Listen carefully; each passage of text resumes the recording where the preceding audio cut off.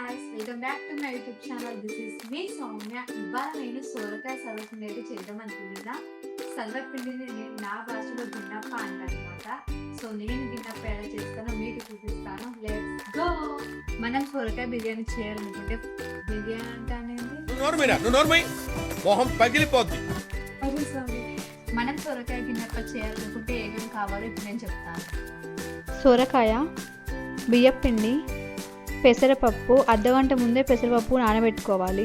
నువ్వులు, చిన్నగా కట్ చేసుకున్న ఉల్లిపాయలు, కొత్తిమీర, కరివేపాకు, సాల్ట్.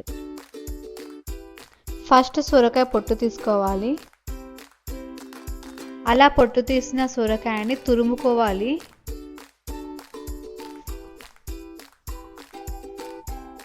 అలా తురిమిన సొరకాయలో 2 కప్పుల బియ్యం పిండి వేసుకోవాలి. ఆ తర్వాత మనం ముందుగా రెడీ చేసుకున్న అన్ని ఇంగ్రీడియంట్స్ అనేవి వేసుకోవాలన్నమాట.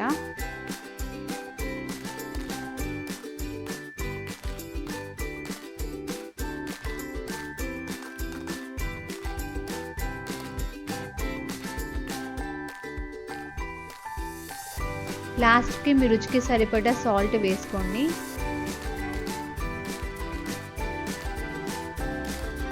అలా పిండిని మొత్తం వాటర్ పోయకుండా కలుపుకోవాలి. ఎందుకంటే సొరకాయలో వాటర్ లెవెల్స్ ఎక్కువగా ఉంటాయి కదా, ఫస్ట్ మనం వాటర్ పోయకుండా మొత్తం కలుపుకోవాలి. ఆ తర్వాత వాటర్ మనకు ఎంత పడుతుందో చూసుకొని కొంచెం వాటర్ పోసి మనం ముద్దలాగా చేసుకోవాలన్నమాట.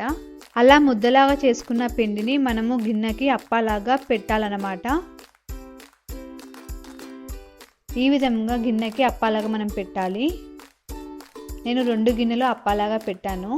ఆ తర్వాత గిన్నెప్పాల్లో ఆయిల్ పోసి 5 to 10 minutes ఉడికించాలి. ఫైనల్లీ గిన్నెప్ప ఇస్ రెడీ.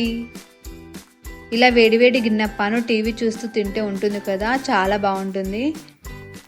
ఫైనల్లీ సొరకాయ సర్వపిండి అయితే చాలా బాగా కుదిరింది అనమాట. మీకు ఈ వీడియో నచ్చితే please like, share and subscribe to my channel.